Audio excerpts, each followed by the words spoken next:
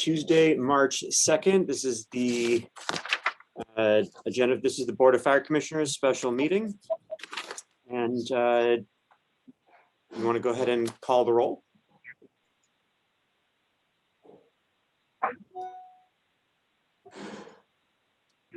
Leticia, do you want to call the roll?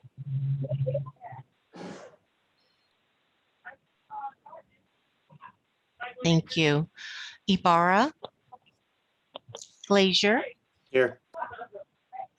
Cara, stand by. Thank you. Ninberg, here. Woods Gray, Here. Fire Chief Terraza, Present. Deputy City Attorney Linda Nguyen. Present. You have a quorum. Okay, thank you. Leticia, I think you had something to read regarding how persons may call in and give public comment. Yes, thank you.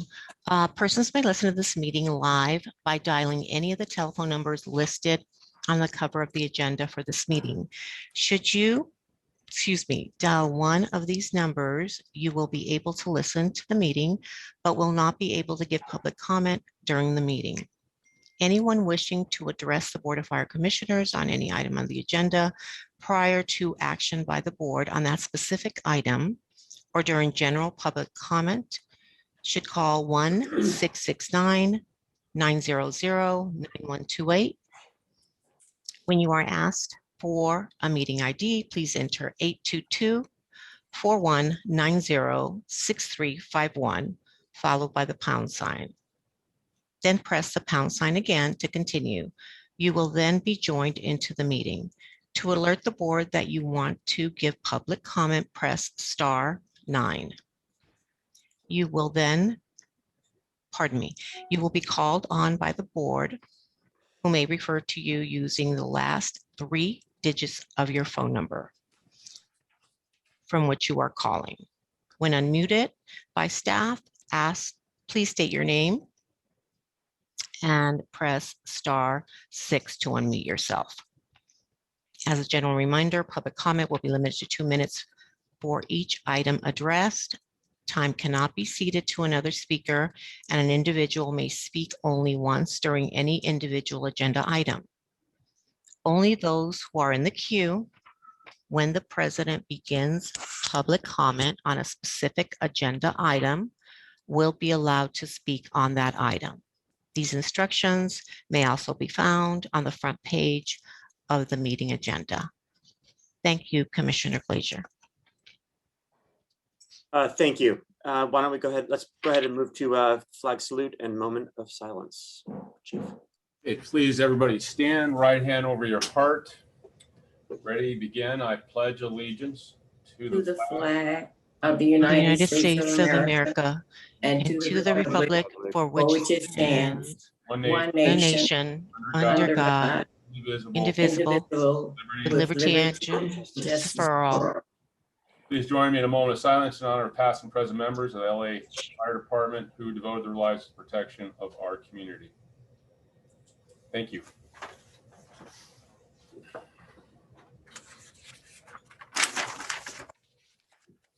Okay, thank you. Any commissioner comments today? Oh, good morning. Morning. Morning. Jimmy Woods Gray, just because we're on the virtual, it helps with the record keeping. As we leave Black History Month, the month of February, and we're into the month of March and saluting Women's History Month. I've neglected to talk about Black History Month last time because I somehow just forgot. So many things to talk about. But as the daughter of a sharecropper, I feel that it's just important to bring back, never ever bring back, but to live every day Black History Month. So it's so fitting that today we're having the equity, the racial equity report being presented. And I'm very pleased that that is coming before us. And I salute all of the women in the LAFD, because all of these women who work for LAFD are as sworn officers or sworn staff, I salute them because to me, they're all heroes. And I want to recognize those women in this department and offer them full support to continue, and hope that in the future we'll have more women that we can salute in not just in the month of March, but throughout the whole year. And I'm certain that I'm remiss in mentioning some woman who made an outstanding contribution to this department. But I just at this time am not prepared with that information. But I don't want to forget the women today stand on the shoulders of, and the women who are here today, who future women will stand on their shoulders and make this department the fine department that it is. I also would like to ask, I'll leave that. I won't ask that this meeting.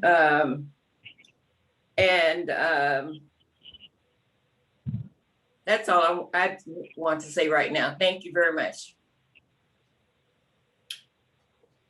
Very good. Thank you, Commissioner. Okay, this is Commissioner. Yeah, Commissioner Hara, go Commissioner ahead. Hara. Mhm. Okay, I think the agenda item today is very apropos, Racial Equity Action Plan. The reason being, as you all probably remember, I've been the manager for the Charles Lee University Martin Luther King Hospital COVID test site. And this very week, we are also converting to become a vaccination station as well to serve the brown and black communities. And in addition, I have also been doing vaccinations at the Kedron Community Health Center, which again serves predominantly the black and brown communities. And so basically, this Racial Equity Action Plan is something that's very near and dear to my heart, and I'm so happy that Commissioner Woods Gray has been pushing that this be addressed. And you can put me on mute now because I'm at the test site.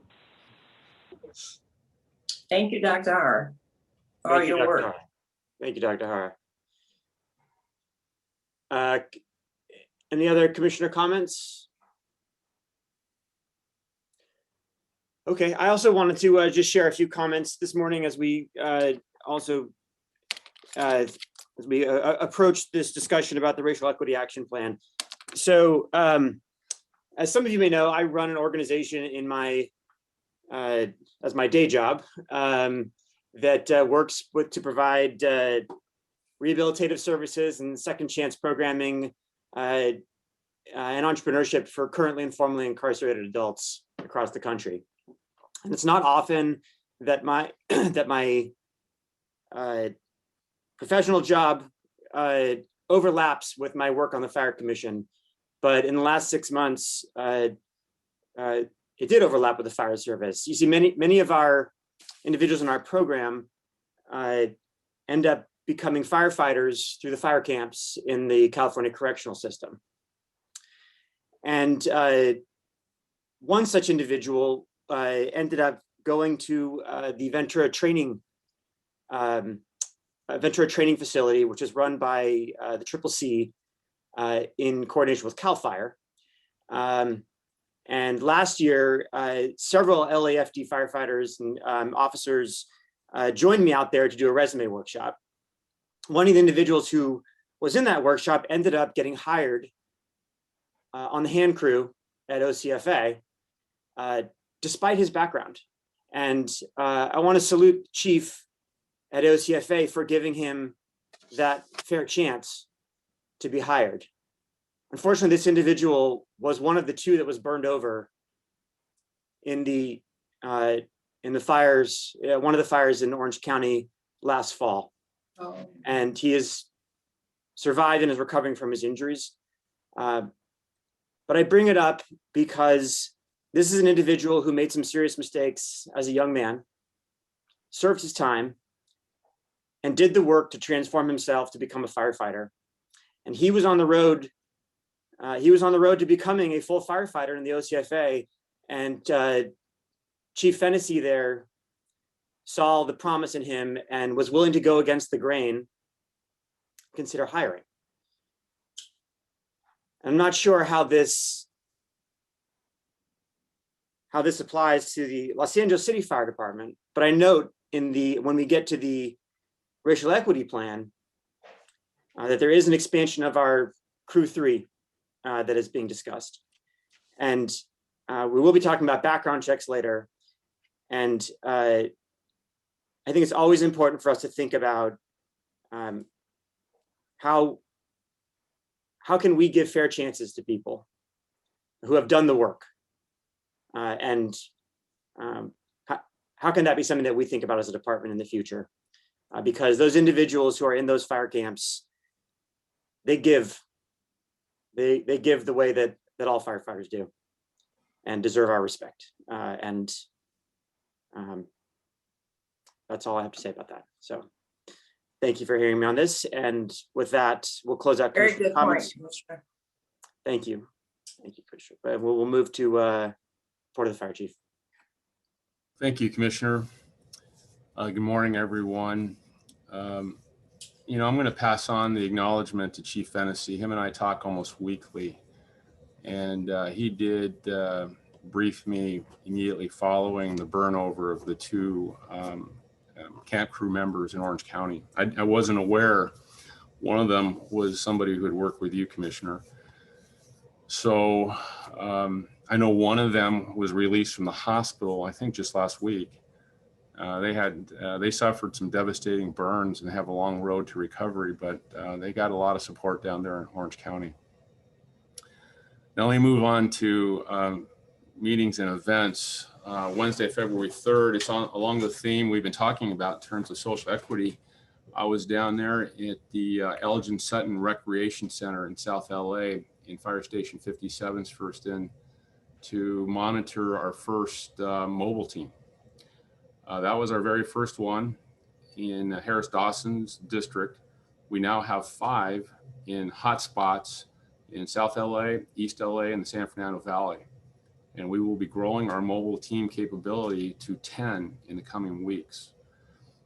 So we have 3 elements of our vaccination effort. We have the super site like Dodger Stadium. We have the mobile teams that are deployed throughout the city in hotspots. And then we have the homebound effort, which will be starting very soon. So we can visit people that can't get out of their homes to come to the mobile team sites or to the super sites. On February 4th, I had an opportunity to meet and greet Teddy, our new peer support therapy dog. Teddy, I understand, is very popular, and I wanted to see for myself what's the difference between Teddy and a regular dog. And Teddy's trained to detect people who are suffering depression. And he uses techniques where he'll lean into you and forces you kind of to pet him. And I think we're onto something. We have Teddy, and we have another dog with Captain Gary. So I'm all for trying things that are going to help our people down the road. So we'll see where that goes. On Tuesday, February 9th, I had the honor to be a pallbearer in former Councilman Tom LaBonge's funeral. Myself and Police Chief Moore and a lot of other general managers had the honor to carry Tom to his final resting place. It was a beautiful ceremony, and appropriate that it overlooks Griffith Park, which was Tom's favorite place. So I was honored to represent the men and women at that ceremony.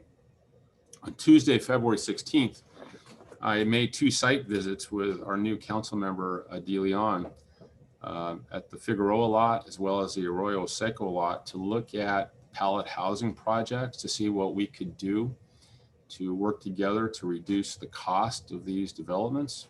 We made some progress working with Chief Crowley and her team in building and safety and the council member staff. We figured out ways to reduce costs so we can get more of these pallet shelter developments built.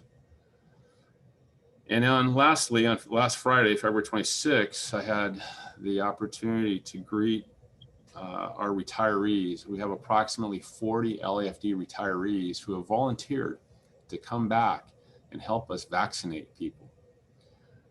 You know, they don't have to do this, but there was a lot of interest by our retiree population to get involved. So we figured out a way, and I was very, very proud that they stepped up and are going to fill some important roles in helping us do the things I told you about, the homebound program, the mobile team program. Our retirees are uniquely qualified. Some of them still have paramedic license. They know our radios, they can drive vehicles. So we're going to partner them up with clinicians, nurses, and advanced practitioners so that we can form teams to give more vaccines. That concludes my report. Thank you, Chief. And I think that's a spectacular idea, is to have the retirees helping out. So well done on pulling them in on the effort. All right, let's go ahead and move to the consent agenda items. I need to hold items 3F and 3G because we have comments on those, an amendment on F and a comment on G. So if I could get a motion. Mr. Chair, Yes. I have a comment for A, 3A. A, you got it. Let's go ahead and we'll hold 3A. So in that case, could I get a motion to move the recommendations for items, to move to adopt the recommendations for items 3B, C, D, and E? So moved. Okay, I have a second. Very good. That was moved by Commissioner Woods Gray, seconded by Commissioner Ninberg. And let's go ahead and call the vote. Stand by, I'm double checking to see if we have any public comment. I don't see any hand raised. Oh, Commissioner Hara, that's for the vote. One moment, please. Okay. Okay, I've asked him to unmute. Glazier. Aye. Hara. Aye. Ninberg. Aye. Woods Gray. Aye. Motion passes for the consent items. Very good. Thank you. Let's go ahead and call item 3A, report by the department on the status of LAFD projects. Yes, I just wanted to call attention to the ACTS report that is on the total reports. The first item, I think, on one of the pages. Just to note the fact that we want to see that report as soon as possible. And get an update on what is happening with the arson people. And that is the only reason I pulled that, Okay, very good. so I could comment on it. No problem. Any other comments on this item? Thank you, Commissioner.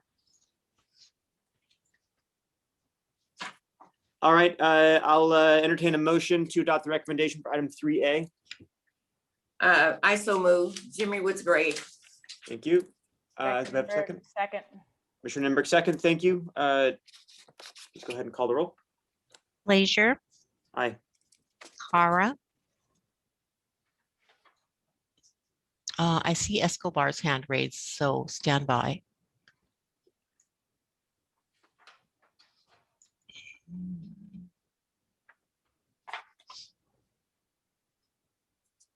There's Commissioner Hara. Aye. Thank you, sir. Ninberg. Aye.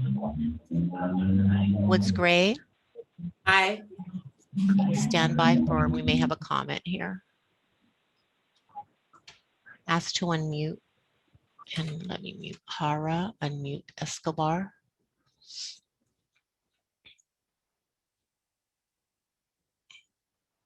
Mr. Chair, it's actually too late to provide public comment because the commission has already voted. So, I understand. okay. He didn't respond to my unmute several times before, so I'm just going to lower his hand. Great, thank you. You're welcome. Okay, moving ahead, let's go ahead and take item 3F.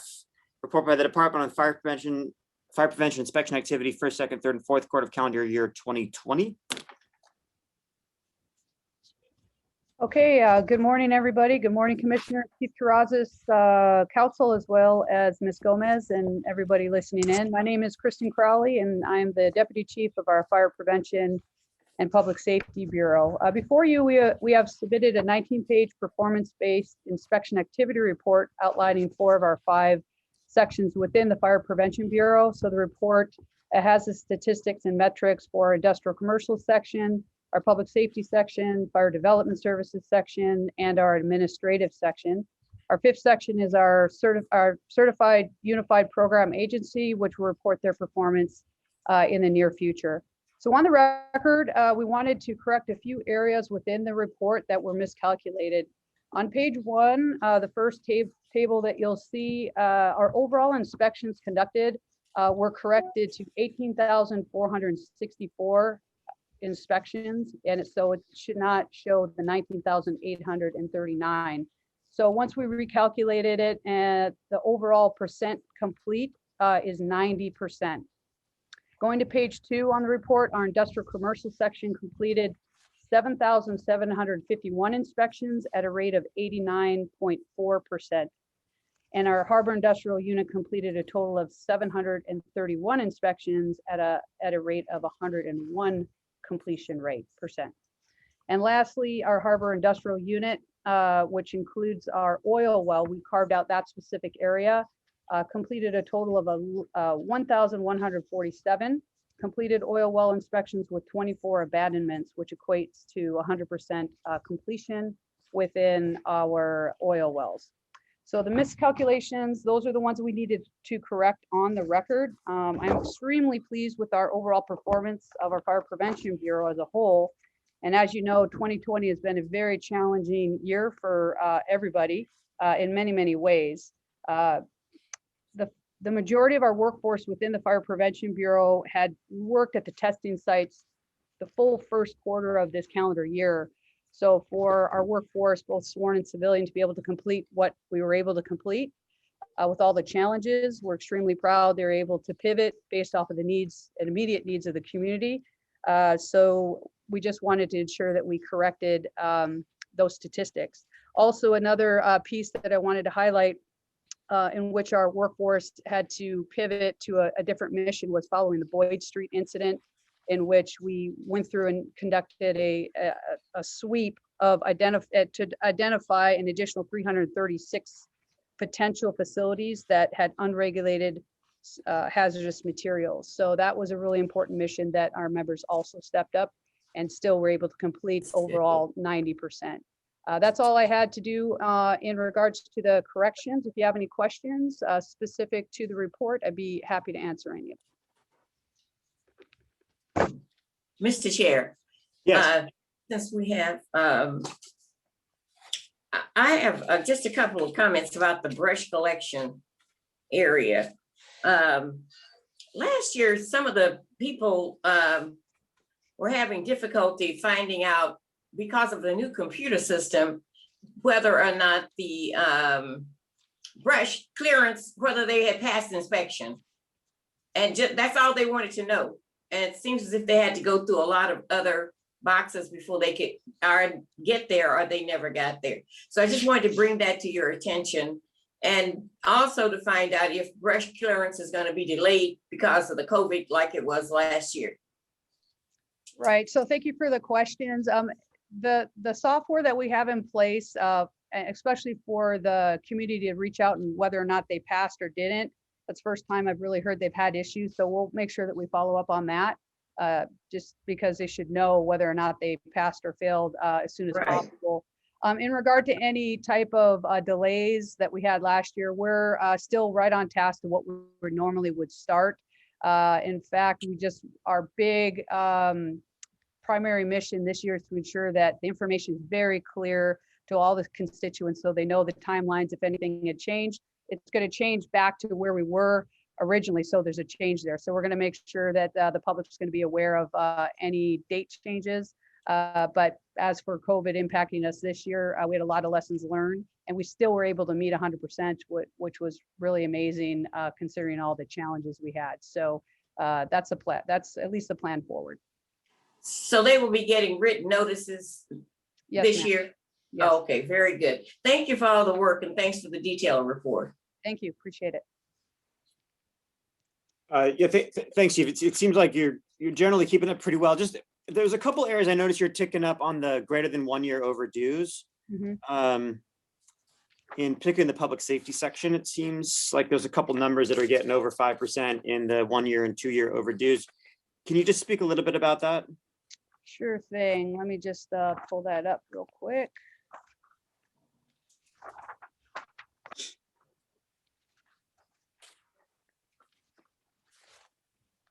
So that will be on page 10 that you're looking at.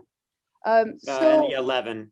and 11, sure. So, and that was the real benefit. We actually track, although we're doing this report on an annual basis, we track our statistics weekly.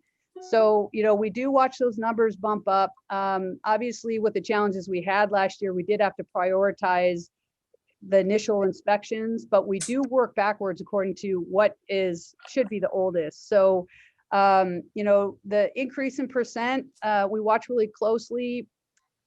So I'm not surprised there was an uptick just because we did have a lot of the challenges coming our way with our members, you know, being detailed to different areas. But we are watching that really closely at this point forward. So we're working back. So Chief Beard is in charge of that section. And I know he's working on that specifically as we speak. So we've got our inspectors going back. The other thing that there's a little uptick on too, and a slowdown per se, is on the legal side. So if we do send them to legal, we do have an increase on the issues with going back on the initial, or I should say the secondary inspections. So there's a little uptick this year on that, but moving forward, we'll make sure that we are focusing on the kind of that orange area and the red area so that we don't have a number of re-inspections that are old. And plus it becomes problematic when we, if it's over a year, we have to go back and do an inspection anyway. So we watch that real closely. Okay, that's great. Yeah, I mean, I noticed public assemblage in June had a 15%, and then went from 15 looks like to 0 by the end of the year. So it seems like keeping track of it. It just we've seen in the past that this stuff can get away from us, and then we end up really in trouble. So it's good to hear you're keeping an eye on it. Okay, thank you. Real quick, just to, also one last point on the PA. I'm glad you brought that up. You think of what 2020 did to all of the businesses. What we found was there's a big uptick in businesses. We may have done the first half of the inspection and written a notice, but then we go back for the re-inspection and they're closed. They actually had over 300 businesses just that we tracked alone that were closed and we couldn't even get in or get back in for a re-inspect. So that might have impacted our stats a little bit. But again, you know, looking forward to 2021, we're hoping that these businesses are back and open again. Yeah, it makes sense there'd be some kind of warping of the trends with all the kind of unusual aspects of this past year. So we'll see where we are. I guess I'd expect another year everything would have smoothed out at that point, get caught up, and all that stuff to be taken care of. Okay, very good. Thank you. Thanks for all the hard work on this. Thank you. Okay, at this point, we will need to entertain a motion to adopt the report as amended. Mr. Chair. Yeah. Jimmy Woods Gray, I move that we receive and file with amendments report BFC 21-025. Very good. Thank you. Second, Commissioner Hara. Second, Commissioner Hart. Thank you. Leticia, you can go ahead and call the roll. Pardon me. Glazier, Aye. Hara, Aye. Ninberg, Aye. and Woods Gray. Aye. Motion passes. Very good. Thank you. We'll now move to item 3G. This is a report by the Department on drop enrollees and quarterly diversity reports. Commissioner, I can answer any questions the commission has, but I think you held this for public comment. Correct. I- Commissioners, any comments on this I before we just move have, to public comment? I have one question, or Commissioner Go- Neighbor. Go ahead. Thank you so much for putting this together. This is great. I just had a question on how you got to the cumulative projected and actual exits. Like, how did that, just what was the calculation to get those numbers? So Commissioner, Chief Everett here, Chief of Staff, the numbers are derived from the drop enrollees. So the reason why it says projected is because the exit date is dependent on the individual. We do know when they entered the drop program. We don't know if they're going to complete a 5-year cycle. They might leave early. So it's titled cumulative projected based on the number of people that have entered drop. And then when it says actual exits, when that date comes along, that number will define who actually left the program on their exit date, or perhaps before their exit date. But that's really the best we can do, because we don't know if somebody's going to leave early or when they're projected to leave. But that's all we have to go on. Right. Do you have the diversity numbers for that? It's For all, those that- I don't know what you mean. Everything we have is combined into this report. Okay, hold on a second. So you have those that actually are exiting, but do you have the list of everybody who has entered drop? Yes, And that's in this report? yes. Broken out by, Male and female and all genders, I mean, all race ethnicities that are tracked. okay, so like, let's say, no, this is helpful because I'm just trying to figure out where these numbers come from. Okay, so like, let's say fiscal year page, it's like the third page, second page in, right? So fiscal year 2023, 24, you have the total 204, but your cumulative projected is 472. Do you see that? Just as an example.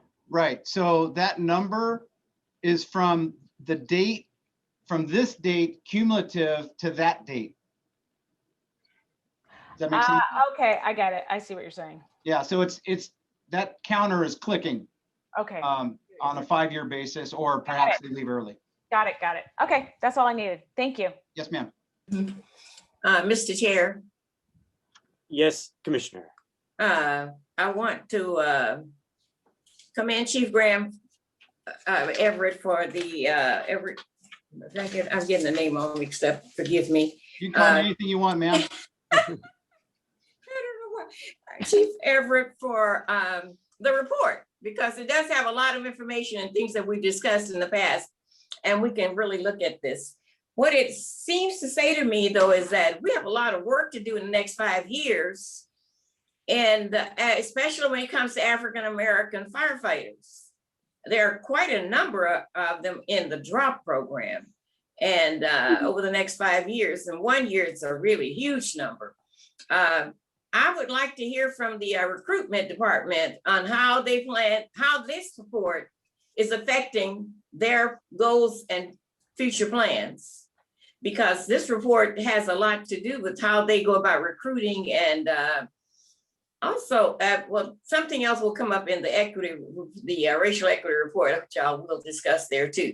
But I would like to hear from that department, the recruitment department, as to how this report affects them and their work that they will be doing in the future. Yes, ma'am. The couple things. Number one, the report, this report before you is generated by our personnel services section. And as we mentioned about 6 months ago, when we first started talking about combining a lot of these efforts, it was a pretty heavy lift, but personnel services found a way to do, to combine the reports and provide you the information that you were looking for all in one. So hats off to them for finding a way to knock it out.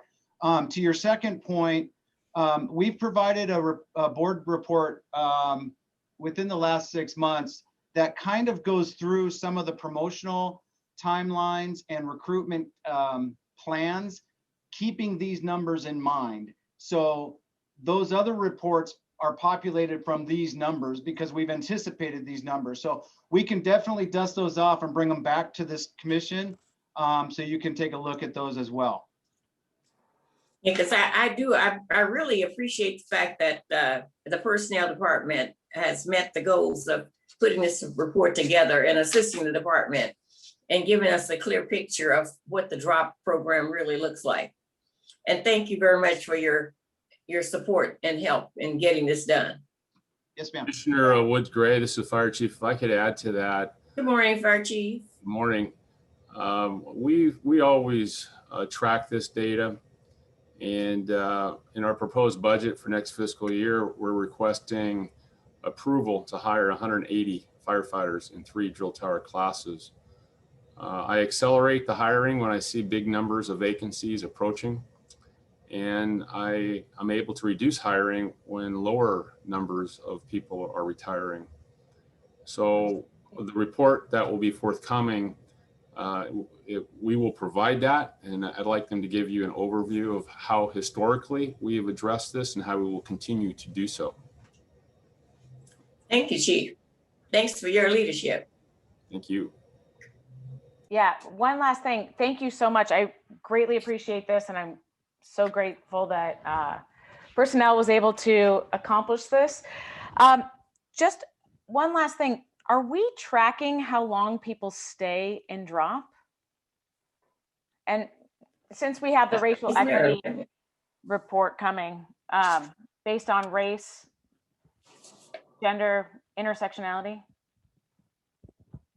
I don't have those numbers in front of me, but we could probably reach out to the pensions department to see what the percentages are. I would venture to say the vast majority of people remain for the entire 5 years, but that's not entirely 100%. So I can see what kind of data they have available for us. Oh, that'd be great. But that actually, the exits would come from another department. So we'll have to see what our personnel services and what the pensions department can provide on that. Okay, excellent. I think it'll just give us kind of a good picture, to see how long people stay in drop and whatnot. I know the incentives are good, so to stay in for the full 5. All right, thank you. Yeah, would love to get that information. And we have a public comment. Very good. Let's go ahead and take our public comments. And it is from Freddie Escobar, is that correct? Yes, and I'll check Correct. for others. Can you hear me? Yes. All right. Go ahead. Freddie Escobar. Morning, everyone. President of United Firefighters of Los Angeles City, Local 112, representing over 3,400 brothers and sisters of the LAFD. As you can see from the report in front of you, the number of projected firefighters that we will be losing through drop program is going to grow to an alarming starting in the fiscal year 2022 and 2023, which is just 15 months away. Even more alarming is the following fiscal year, 2023 and 2024, where we're projected to lose 204 firefighters to drop. I'd like to remind this commission that even with the firefighter hiring that was restarted with the election of Mayor Garcetti back in 2013, the LAFD still remains the most understaffed big city fire department per capita in the country. For point of reference, the city of Houston, which is the 4th largest city in America, has an estimated population of 2.3 million people. The Houston Fire Department has more than 4,000 sworn firefighters. Here in California, the city of San Francisco has a population of just under 1 million people, but they have a fire department that is nearly 1,700 sworn firefighters. When you compare that to the city of Los Angeles, where we have a population estimated at 3.9 million people and a fire department with about 3,400 sworn firefighters, that means Houston, which has about 1.6 million fewer people than the city of Los Angeles, has a fire department with more firefighters than the LAFD. San Francisco has a population that is about 25% the size of our city population, but they have about half as many firefighters as we do. I bring this up to emphasize just how important it is to ramp up our recruitment our drill towers and to keep up with the massive numbers of LAFD firefighters that we will be losing over the next few years. This is essential not only for the safety of the public, but the safety of the firefighters as well. Thank you for your time. Thank you, caller. Mr. Chair, Yes, yes, Commissioner, go ahead. I would love to get a report from the from UFLAC on ways that they think that we could improve this recruitment program. Because I'm sure they have some ideas. I would love to hear them or see them. Okay, Chief, perhaps you, if UFLAC leadership is amenable, perhaps that's something we could learn from them.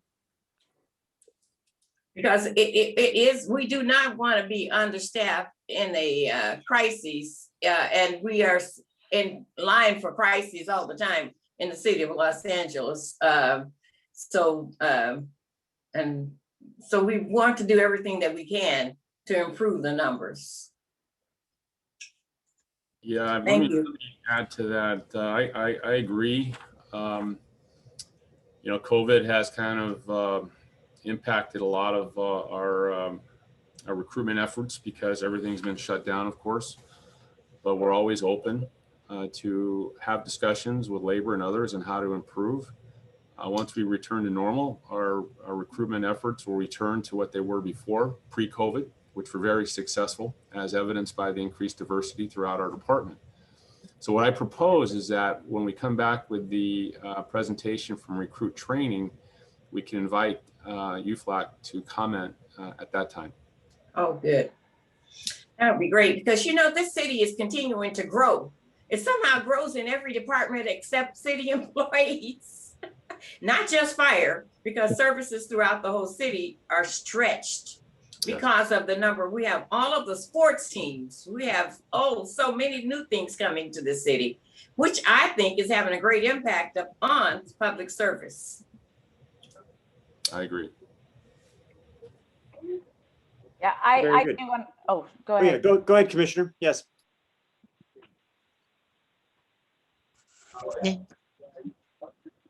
Commissioner Ninberg, did you have comment? Sure, yes. So I definitely wanted to thank Union President Escobar for coming to speak to us about this. I couldn't agree more. I think that there's definitely a budget issue, and if we could, I don't know what the process is for increasing the budget, but I think that would be beneficial as well, because I could not agree more. You know, the numbers that we have they haven't changed since when, Chief? How long have they been at 3,400? We've been slowly adding back our firefighters since fiscal year 9-10, the Great Recession. Right. But we're still not there. We're getting closer, but we're still not there. Our proposed budget for next fiscal year is taking our drill towers to capacity to get 180 people out of the training at the end of the fiscal year. If we continue to do that, we'll be in good shape for the future years when we anticipate these big numbers of retirements. So does that mean that the amount of money that we are requesting is adequate? For next fiscal year, if we get the amount of money that will allow us to hire 180 firefighters, we'll be on track to meet that critical month of January of 2024, when we're losing 117 firefighters in 1 month. But not, okay, excellent. But not expanding the department. No, we're not trying to expand. I'm trying to keep up with attrition so that our position stays the same. But I'm not opposed to expanding. Right now, it's just very economic challenge by the entire city. I know. I mean, there's budget cuts everywhere. So I definitely want to commend you for trying, and certainly at minimum, we should be trying to keep the numbers where they're at, but definitely I would be in favor of expanding. Agreed. Okay, are we ready to move ahead with a motion on this one? Oh, yeah. Mr. Chair, Jimmy Woods Gray, I move that we receive and file BFC 21026. Very good. Do I have a second? Second. Second, Commissioner Hora. All right, we got 2 seconds on that one. Let's go ahead and call the roll. Leisure, Aye. Hara, Aye. Ninberg, Aye. Woods Gray, Aye. motion passes. Thank you. Okay, let's go ahead and move to item 4A. This is a report by the Department of Los Angeles Fire Department Racial Equity Plan. Good morning, Vice President Glazier, Commissioners, Chief Terrazas, City Attorney, Stephen Gutierrez, Assistant Chief Commander of Training and Support Bureau. Before you, you have file number 21-023, which is entitled Los Angeles Fire Department Racial Equity Plan. I'm going to give a basic overview and summary, obviously with the recommendation to receive and file.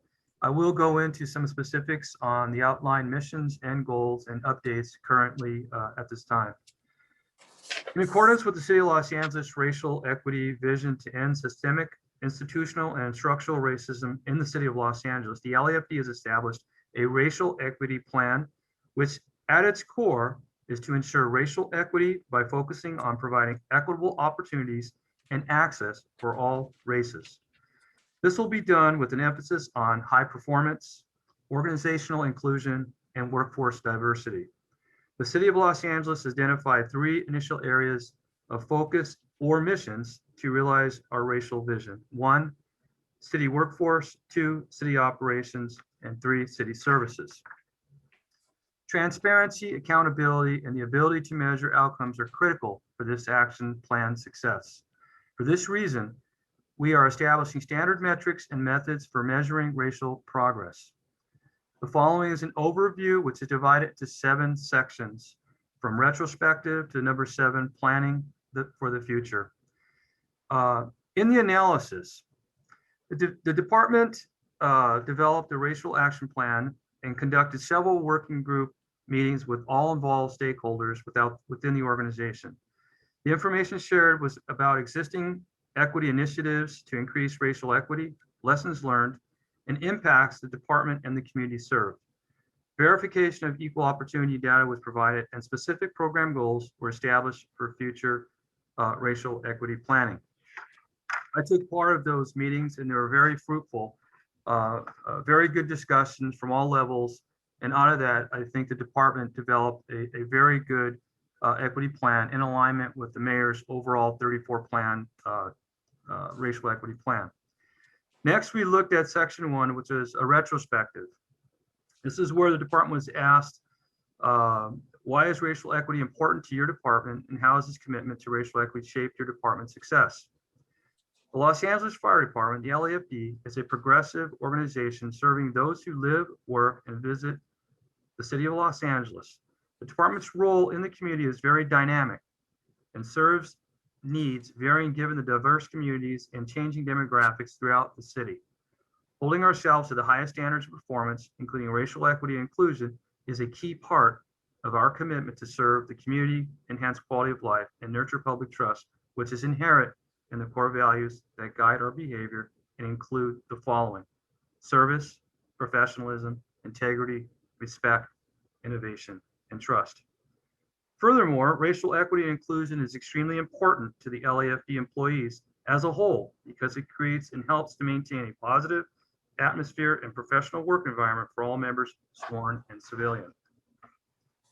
Racial equity has shaped portions of the LAFD's success in the efforts and that the efforts focused on small groups of policy priorities wherein the department has been considerably more intentional to embed racial equity principles and strategies into its vision, goals, operations, programs, services, and policies. In fact, the LAFD became integrated in 1956 when African-American firefighters were allowed the opportunity to work at other fire stations. Since then, there have been numerous directives, changes, and policies regarding equity and inclusion in the workplace. We realize the strength of any organization rests in its greatest source, that's its people. And the LAFD leadership cannot accomplish any of these racial equity and inclusion goals without employees to accomplish the work and embrace the vision while being guided by competent leadership. In the next section, we are asked to share 3 successes the department has regarding racial equity, how the department promotes fairness in the workplace, and what equity initiatives have been implemented or advocated for. Number 1, the LFD has implemented several training programs specific to diversity, racial equity, and inclusion. And in fact, in the last 10 years, there's been a strong emphasis on this topic, which includes the Leadership Academy, implicit bias training, leading with compassion, human relations, and annual EEO training. All department members have been trained to understand perception, prejudice, and implicit bias. The ultimate goal and focus for this training has been to engage all employees for sustained effectiveness and link organizational priorities, which include racial equity and inclusion. Number 2, since 2014, the LAFD has developed and implemented recruit and hiring practices that promotes fairness in attracting and hiring well-qualified and diverse candidates. These milestones have been relative to racial equity and inclusion have been completed through several effective efforts, including the exhaustive review of the LAFD recruit hiring of firefighters by the RAND Corporation and Mayor Garcetti's Public Safety Innovation Team. This has increased the overall racial diversity by 22% compared to fiscal year 2015-2016. Number 3, in 2018, the LAFD created Professional Standards Division along with the complaint tracking system. The development of PSD and CTS provided consistent application of department rules, regulations, and policies to create greater accountability, fairness, and inclusion for all levels within the organization. Then we were asked to share 3 specific stories of how initiatives and programs of the department has implemented or utilized have impacted the department, the community we served. First was Fire Service Day. This has been a long-standing tradition within the LAFD and is a special celebration which has historically brought the community and firefighters together for a day of education, skills demonstration, and social interaction. However, within the last decade, community-based fire captains and various stations have undergone even further. They have taken on and initiated other programs to include car shows, pancake breakfast, and concerts throughout these initiatives. This innovation expansion of the Fire Service Day has demonstrated has strengthened relationships and built bridges between the communities and the fire department. Number 2, the LAFD has implemented the firefighter magnet schools at Dorsey, Banning, Wilson, Monroe, and West Adams, which are all geographically located throughout the city of Los Angeles and part of the Los Angeles Unified School District. The monumental effort in partnership with the LAUSD, which has included an executed memorandum of understanding, has resulted in a significant impact on youth of Los Angeles relative to educate in public safety, along with reframing the firefighter prototype into an attainable and realistic career goal for a very diverse school population and communities served throughout the organization. And finally is the Spark of Love program and Toys for Needy Children program. This is a year-round program. However, during the holiday season, it comes together in services throughout the communities of Los Angeles, providing toys, bonding families, and partners within the communities that we serve. This has had a ripple effect and efforts that support reaches communities within beyond the city limits and further impacts residents and people throughout the Los Angeles area. The next section is basically a breakdown in metrics, which is a basic workforce analysis report, which looks at all positions within the LAFD. We've taken that, we've expanded it. If you look at the small box within the report, we've eliminated 1 position, added 3 positions, and we've added other columns. Columns such as other, we split also columns with other male, other female, 2 or more races, or 2 or more races and females. We've done this so that we can have a better architecture of what the department looks like, both ethnicity, racial, and gender. And next is the specific goals and programs. I'm going to dive into these just real briefly and give you a general overview. In this area, as I mentioned at the very beginning, there was 3 areas that we looked at, missions that were provided. That is equitable workforce, equitable operations, and equitable services. But each of those three missions were broken down objectives and goals. There's 15 goals with 3 corresponding objectives that the department looked at that are initiatives that would align with our current and future plans to ensure racial equity within the organization. The first one was ensuring that the city hires and retains equitable workforce. Fire and EMS cadet apprenticeship program. Description was to hire fire cadets to work as a third person RA. This was a launch date that is ongoing. However, I will report that the job bulletin has been developed, it's been approved, and we are currently seeking funding to get this done. Obviously, with COVID restrictions, a lot of these things that involve the cadets and involve Crew 3 and such not have been impacted by it. Our target completion date is fiscal year 2023-24. Support needed is obviously funding, resources that are involved in it, personnel department, administrative department, and also training and support bureau. Second is professional development program, formalized mentorship, employee individual development program, our plan. This is one that is near and dear to my heart. This was to produce and implement a professional development program to direct, guide, and mentor members seeking professional development. The track report, specifically the wide demographics throughout the organization. I can report currently, we have been looking closely at this and assessing our current structure to see if it supports professional development and bring alignment within the organization. Shortly, we'll be developing a white paper to present to the fire chief and some realignment in these efforts. The target completion date is fiscal year 23-24. Again, resource or support needed is funding, along with all other stakeholder involvement to include both UFLAC, Collective Bargaining Unit, Chief Officers Association, Training Support Bureau. The third is produce and update performance review system. This is to align the LAFD's vision, mission, and core values with fairness in the process that will again align with our professional development program. Chief? Yes, sir. Chief, I'm sorry to interrupt. Just perhaps on the recommendations, since there's a lot of them, perhaps we could just allow commissioners to pick ones they may have specific questions on, just to save you some time in sort of reading through all of them. You have great details in here. Commissioners, would that be acceptable for us just to, on the recommendations, to point to specific questions we may have at this point? We can go through it. We can pick out any ones we'd like to get more details on. Would that be okay? Rather than just reading them all from here? Did he have closing remarks that he was going to make at the end? Sure, thank you. Yes, go ahead. Yeah, Chief, you have some closing remarks you'd like to skip to, and then we can ask any specific question we may have on the recommendations, if that's okay. Yes, sir. Okay.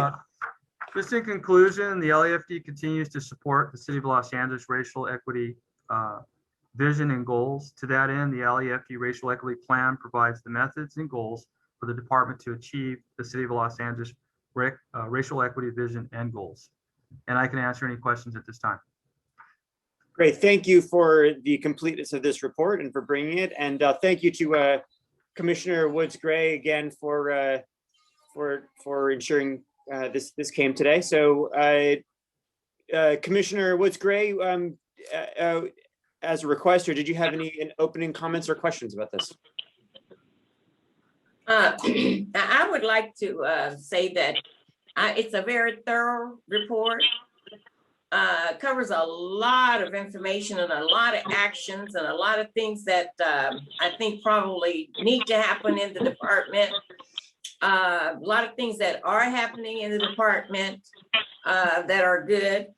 And as I read through it, there were the things that came to mind. For instance, I'm not sure how they evaluate the success and effectiveness of the training programs, because you can go through the implicit bias training, but is there anything that happens afterwards to find out what impact it had upon the services or the people who took the training? I think page by page, and as you said, there's so much information. I believe that, let me see, one of the main thing that I really, there are a lot, I have some on every page, so I don't want, that would take us a long time to go through every page all over again. But on the hiring, LAFD hiring and background checks, that's an area that I'm very interested in seeing. I like the suggestions that they have there, because I have had some issues with the background checks and the interview processes of the way it's handled now. And I would like to also find out if there's some way that we can build in an appeal process for candidates who actually end up or sent those letters of non-select. In discussions with people who've received those, sometimes it's very interesting. And then in checking back on some of the investigators, for instance, if you have an investigator who is a retired police officer who fails many African Americans, now there's proof of this, so this is not, I'm just not just saying that. And then you look at the background of the retired police officer and you find out that he was actually involved in the shooting of an African American. It kind of raises a question of, should that person be checking the background of these people? So I would like to have an appeals process somewhere along the way in this process, but I've always thought that LAFD could do a better job than with the background checks and than the people that we presently have doing some of those things. And my other question was, I know some of the things in the plan are already ongoing, but the things, for instance, like in the hiring background checks, at what stage is that? And when could we look to see some changes in that area? Yes, Commissioner, I've just started the dialogue with the personnel department, specifically to the backgrounds, not only looking at the diversification of the background board, but also the background process. So that's just initiated since I've been here. So I've had one conversation, but I will be outlining and can report back on what that's going to look like. Oh, good. Thank you. In your short time, you're moving. I like it.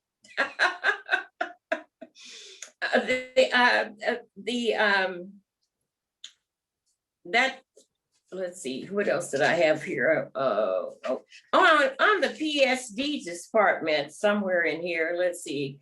I like the adoption program. That's a great idea. To carry that, I would be really great. Also on the volunteer program, I have always admired Crew 3 because of the work that they do. But I just wish somehow we could build into that a program whereby either they're guaranteed hiring as a LAFD firefighter or a firefighter somewhere, or that they get paid. I see that there is talk of providing a stipend. So that's moving in the right direction, because those people work, I mean, they are so dedicated to that crew. When I found out that they were not paid people, I was just shocked, and I admired them even more so. And their desire to want to be a firefighter, is demonstrated by them doing all of that volunteer work before they get to the stages of actually applying to be a firefighter. So that, I like that part in there also. Commissioner Woods Gray, can I add to that? This is Fire Chief on the issue of Crew 3. Yes. I'll tell you that every Crew 3 applicant that reaches my desk, I cannot think of one I did not offer a job to. Oh, wonderful. But that does, we have to remember, before they get to me, they got to go through their background. There's a lot of things that could kick them out if they don't score high enough in the oral interview. I never see them. But I share your admiration for the young men and women who are involved with Crew 3, because they've proven themselves over time, and we're able to ask the supervisor their thoughts on those volunteers. And, you know, it's kind of self-answering because they have to interview to become a volunteer with Crew 3. So they already have high standards. So Yes. almost 100% of the time, the supervisor has given us glowing remarks, and therefore I have made job offers to all of them. Thank you, Chief. I appreciate that. I also felt that the statement in here somewhere that talks about the fire stations reflecting the community is a big dream of ours. I don't know how we go about getting it implemented or carried out and getting it done. But everything that's written on the paper is correct and sounds really wonderful. But I just look forward to the day that that's a reality. And I'm going to stop so that someone else can have comments. Thank you. Thank you, Commissioner, I think, for the comments. Commissioner Hara, did you have any comments, or Commissioner Nimberg? Yes, although it's, hi. Wow. Hi. Chief Gutierrez, this is quite a report. It is unbelievably comprehensive. And I want to commend you for putting together. This is a huge undertaking. What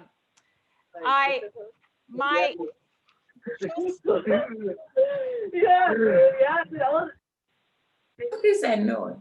I don't know. Just top level, just looking at it as I was looking through all of the proposed ideas, it looks like, I mean, this looks like an entire department, quite honestly. The capacity it's going to take to track all this data, to make sure that all of these programs are implemented. I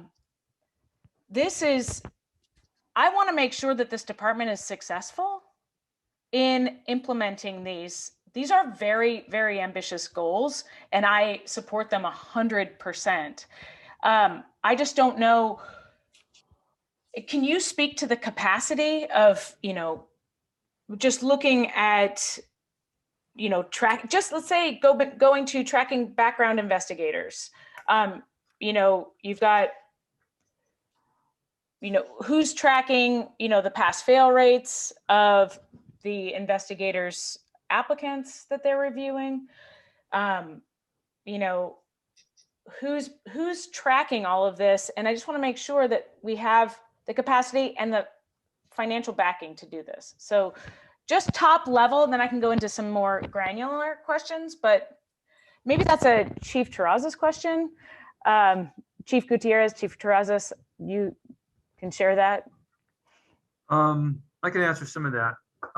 So in looking at first of all, the beauty of the plan, I think, is that really it took all stakeholder involvement. So many of the ideas and many of the initiatives that you see in the plan were not just from the administration or one specific area in the administration. It was from all stakeholder involvement that had, time and tenure and knew the organization well. And particularly when it came to the community, what I would kind of tag as community social responsibility programs, really understood where the department and where there were gaps with the community.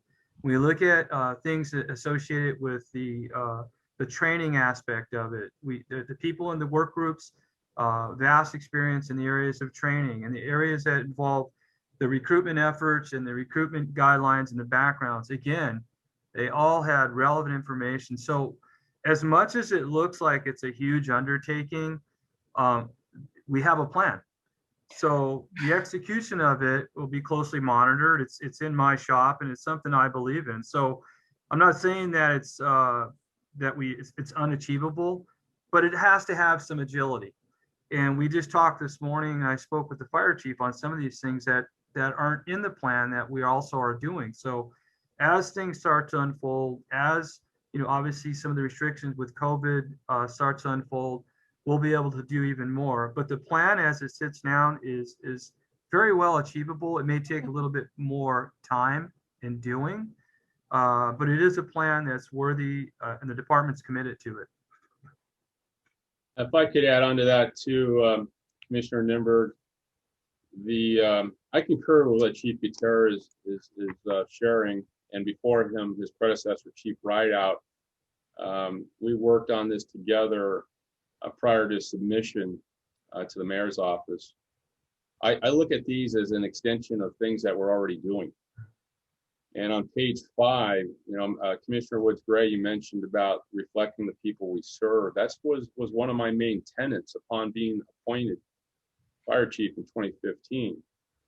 And I'm proud to say in page 5, it points out that with regard to our hiring, we've increased our overall racial diversity by 22% since fiscal year 14-15.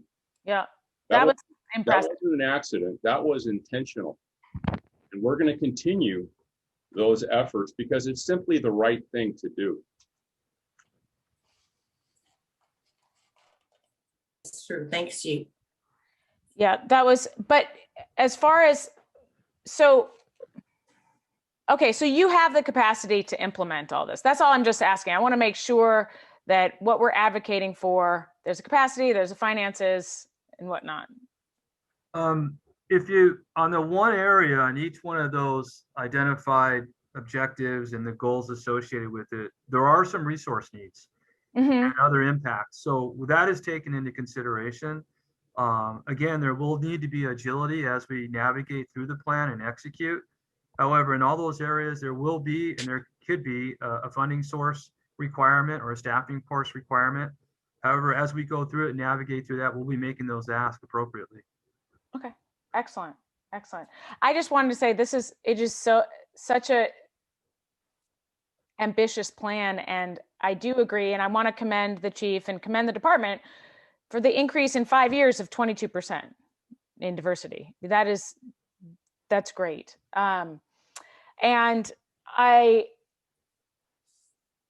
So can we add just a couple of things? The apprenticeship program, you said you're looking for funding for that still? Yes. And that's through personnel? Or is that through the department? Well, there was a few ideas out there. Obviously, one internal, but also external. We're also looking at partnerships as well, and how that looks like and how it unfolds. So right now, in looking at it the way it currently sits, mainly internal, we'll also be looking external, and there have been some efforts looking external. We'll expand those efforts. The biggest thing that is right now is a roadblock is some of this stuff, and a lot of it is COVID restrictions. Yeah, I mean, a lot of it, yeah, exactly. I mean, a lot of this is moot until we get everyone vaccinated. Okay, so the page 10, your the training academy diversity, I'd like to request just that added to the quarterly diversity report. Just getting the staff diversity. Okay. And so, and also page 11, tracking backgrounds and their diversity. Is that possible to get as well? I don't know, because that's personnel. How does that, I don't know how that would work. Personnel, that is in personnel, and I have started some of that dialogue. So as I get more inclined to how we navigate through that, I can actually provide more information. But as we stand right now, we've just started dialogue on that specifically. Right. And can I just say, I appreciate you addressing that. I think it is really important, and want to commend you on that. And so, yeah, I look forward to seeing if it's possible to even get that, or to get that information. Also, what is the status on the organizational study? I think you had it on page 11, it says obtain funding. So you have obtained funding, yes? I can answer that, Commissioner. We did obtain it, but it was swept because of our deficit. And most recently, we thought we had funding through the Innovation Commission, but that was also denied. So we had a meeting last week with Personnel Department, and we're looking at collaborating with them because there was a lot of overlap because they had already made that ask as well to the Innovation Commission. So we're working right now with Personnel Department to try to combine our efforts, and perhaps with both departments working in the same direction, we can obtain that funding. Okay, so I see. Just working together to try to get the funding back. Yes, and there was a lot of overlap between their request and our request. So I decided, let's talk to them to see, is there a possibility of collaboration? And because Personnel Department touches every department in the city, Absolutely. I think I like our chances of getting some funding through that avenue. Okay, for the organizational study, yes? Excellent. I mean, I take it you said that there was a lot of overlap. Are they looking at doing this in other departments or just with fire? Oh, they were looking at other departments, and I'm looking at, well, maybe we can be one chapter of their report, a focus on our department. Our department's unique, as you know, because of our 24-hour working conditions, and they're open to it. We're also talking about collaboration with university to reduce some of the cost. So we'll keep you apprised, but the first meeting was very promising. Okay, so it'll be basically under their house, right? Conducted under them? If this moves forward in a partnership, they would be the lead, but we would be a major partner. Okay. Okay, and I take it do you know when you're going to hear back from them on that? It's still early. I'll have to get back to you on that timeline as well, but we have not given up our efforts. We've been looking at new options every time the original plan is defunded. I know. I mean, considering we voted on it in 2018. Yeah. Yeah, it's been a couple years. And 2020 was special. I get it. Okay, so I look forward to hearing about that. On page 12, you said you're adding the mission, vision, equity to mission, values, principles, and vision statements? So, and part of the existing workplace work group, that's something that will be involved in that, in the fire chief's direction on that as we navigate through that. There have been discussions on that, but we are still moving forward in that area. And the work group, does that include the employee organizations, Bomberos, Stentorians, LAWFS? Yes. Excellent. Cool.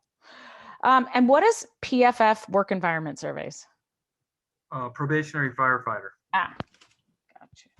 Oh, have you started those? I believe Quality Assurance does a version of it. We're going to take a closer look at that and see if that would fit into the overall plan. Excellent. Okay, I think Commissioner Wood's-Gray asked the other questions I had, I agree with her on the fire station adoption program and the Crew 3 stipends as well. Those are great ideas. Oh, Great. and also, wait, one last question. Can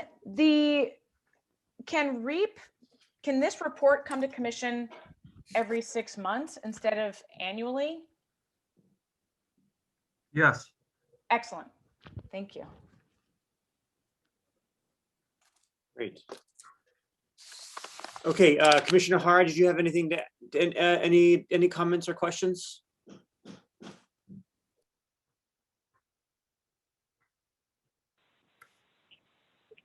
No, not really. I think, the other commissioners have really covered some the key points I was going to ask about. And, I think it's a great plan, and hopefully the implementation will go, without issues.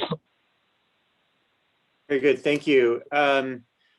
So for me, I definitely agree with a lot of what was said. And I appreciate the comments of the other commissioners. Just to add a little emphasis for myself, the Fire Cadet EMS Apprenticeship Program, great. I would love to see that move forward. I know we've been working on that for a number of years. I'm still interested to understand if there is a way to use perhaps use the random sample process so that when they move to the ambulance, it has a much more direct path into hiring. So I'd be interested to talk with offline with anyone in the department as well as the personnel attorney about that. On the LFD background checks, really appreciate the comments that Commissioner Woods-Gray made. I think not only, in addition to what she said, I also just want to highlight that when you have individuals, particularly people of color who may live in areas that have heavy policing and may be subject to being pulled over, that those interactions often result in items that appear on a background check. And I think that's something we need to be conscious of. If I could ask, I know that Chief, you're looking into the process right now. I think it'd be great for us just as a commission to understand the background check process. I know we have one, but I don't actually really understand how it works, what we're looking for in there. And so that would be something I would really love for us to be able to explore, just what the current process is, as you are starting to think about how we might address some inherent biases in the way that program works. I also just want to second the organizational study and appreciate, Chief, that you are looking for ways to get that done. I do think that is a really, really important thing for us to understand our department better and help us understand the changes we need to make. On the commission meeting, I agree with Commissioner Nimberg. I think every 6 months would be great to have that come. And also on Crew 3, I would also ask on Crew 3, as we look at the idea of payment there and stipending, I know that's a budget issue, but also considering, back to my earlier comments about how we might participate in second chance hiring there, and think about a process that would allow us to include graduates of coming from the fire camps, or particularly from the Ventura Training Center, that facility that is run by CCC, supported by Anti-Recidivism Coalition and CAL FIRE. So I would ask you look at that. And then lastly, I think if we're going to do this, if we're going to implement this, there's all, money obviously becomes a factor here. I think it's important that when we have our budgeting process, that we actually look at our plan and are able to specifically say, here is where we are allocating money this year, and what we are moving forward and what we're not moving forward. And I would like that to be called out within our budgeting process. And so I'd ask that this commission be able to see really clearly what we as a commissioner at least are adopting for funding, recognizing obviously that it goes through the rest of the process, but that at least allows us to tie budget priorities from the commission level to implementation of the report. I think as this does come back to us on a regular basis, I think it would be great for us to, we can track and see where we're making progress on things. So thank you for all the hard work on this. I think it's a great start. As other commissioners have said, what we do with this now, it's on us. It's in some ways, it is the easiest part to identify the things that we think we need to do, and the hard part is actually doing them. So I look forward to continuing to push this very, very important action plan forward and seeing what we're able to accomplish. Mr. Chair. Yes, go ahead, Commissioner. Yes, just a couple more things. One, I would be remiss if I did not thank Chief Rideout for his efforts as a leader on this particular project at the very beginning and through to the end, because it was completed by the time he retired. And also to congratulate him on his retirement and hope that he enjoys the best life, which is now retirement. After reading this report, brought to mind that the PSD department is a division, is a division that I would like to have the commission to have a report on. The work, the nature of their work, the number of cases, what they really do, you know, that came to mind as I read this report. And the other one thing on background checks that comes to mind is that I've spoken, well, marijuana comes up often in the background checks. And now that marijuana is legal, both medically and for social use, I really hope that we can begin to look at marijuana from a different perspective when we are doing background checks. So somehow that needs to fit into there. And I agree with the 6 months reporting back, and was happy that whoever put the report together thought of reporting back to the commission. That was but I think 6 months as we go along is better, because then we can get a feel for how it's really being implemented, what is really happening. And they can tell us which parts are being finished and where there's a hang up, and how we may even be able to assist in some of the ways to help with the implementation. And I just, whatever team put it together, thank you for the detailed work that you did in looking at this department, because it was a huge job. Well done. Thank you. Thank you for those comments, Commissioner, and I second your congratulations to Chief Rideout, and and your wishes for his best life happening now. All right, I think with that, unless there's any other commissioner comments, we'll go ahead and turn to public comment. Any other commissioner comments before we open public comment? Okay, very good. Leticia, if you want to go ahead and call the public comments. All right, Leticia, am I on? Hello. Yes. Good morning. Leticia, can you hear me? Yes. All right. Hey, good morning, guys. Again, Freddie Escobar, president of UFLAC. So in the quarterly diversity report, it shows that our department is currently 48% white, 31% Latino, 11.5% Black, and 6% Asian American. It also shows that our department consists of 96% men and 4% women, right? UFLAC is a strong supporter of racial equity in the LAFD, but we also recognize there's always room for improvement.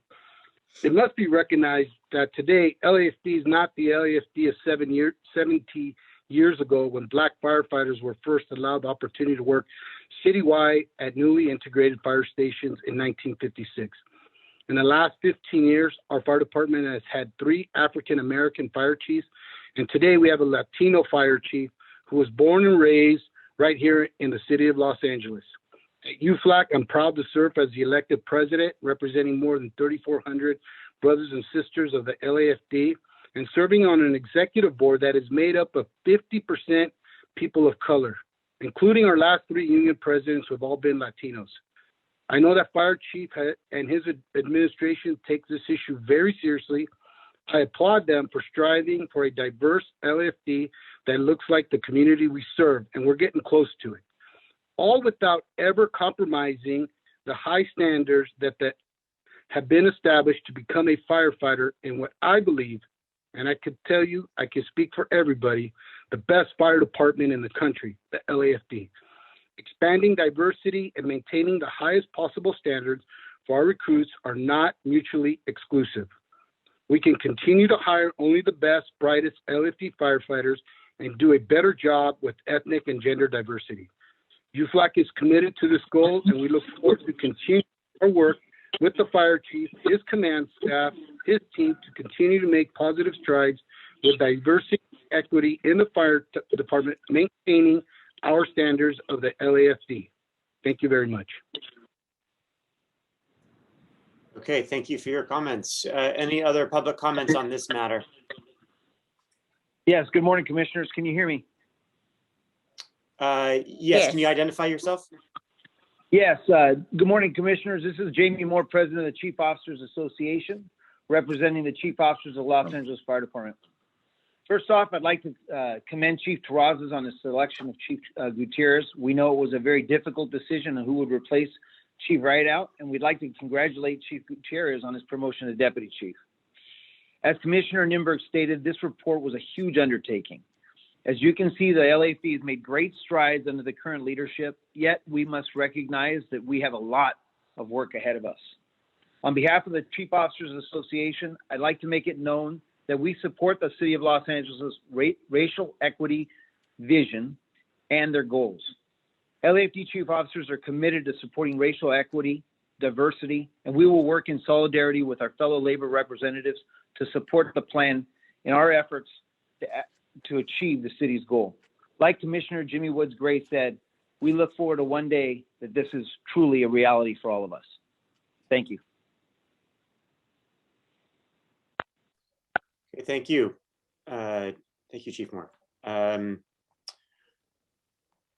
Leticia, do we have any additional comments?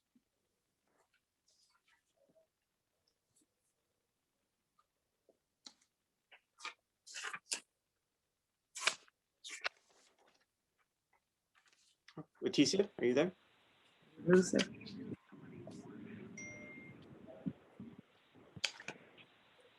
Leticia? Hi, can you guys hear me? Yes. Hello, can you hear me? Please identify yourself. Sure. Sure, this is Robert Hawkins, Vice President with the Centurion Organization. I want to first say good morning to Madam President and all fire commissioners, the fire chief, and everybody in attendance. I thank you all for your attendance, and I thank the department for this racial equity report. This was a lot of work that went into this report in collaboration with employee organizations. One thing that I want to just point out, I really appreciate what Commissioner Jimmy Woods Gray brought up as far as the this report. You know, it looks good. It looks good, really good on paper. And one thing I don't want us to forget, that now we have to carry this into action. And this is a complicated situation. It's not an easy task, okay? Because the report pointed out issues within our background investigations into our drill towers. And if you guys can remember, we looked at the drill tower racial equity a while back, and come to find out, we have a large percentage of minorities and women that are being fired out of the drill tower.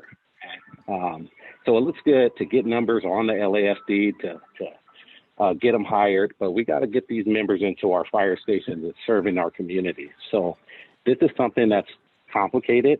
The expectation, the solution, you know, it's going to be complicated, but it's to work with employee organizations to point out other issues involved. We're not there yet, and I'm glad we're taking the first initial stride to make a report, but now let's do the hard work. That's all. Thank you. Thank you, caller. Thank you. Thank you, sir. Leticia, any additional comments for this item? Okay, stand by. I'm responding to a chat and 2 emails from staff. Let me mute this person, lower their hand, and see what else I have. No other hands are raised for this Very item. good. At this time, I will entertain a motion to receive and file, to adopt the recommendations for this item. We are on, just as a reminder, we are on item 4A. Do I have a motion? Jimmy Woods Gray, I move to receive and file the report 21-023. Thank you. Do we have a second? Second. All right, Leticia, go ahead and call the roll. Glazier, Aye. let me unmute Hara again. I've asked to unmute Commissioner Hara for you.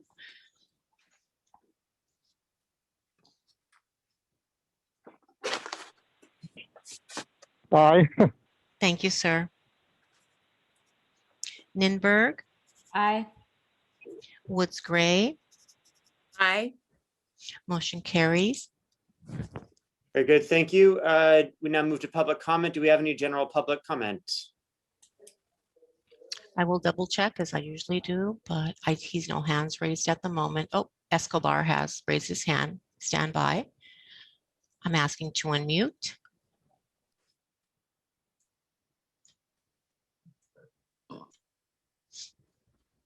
I'll ask again. All right. Good morning. Can you guys hear me? We can go ahead. Yeah. Okay. This is to reference, making a comment on 3 Alpha.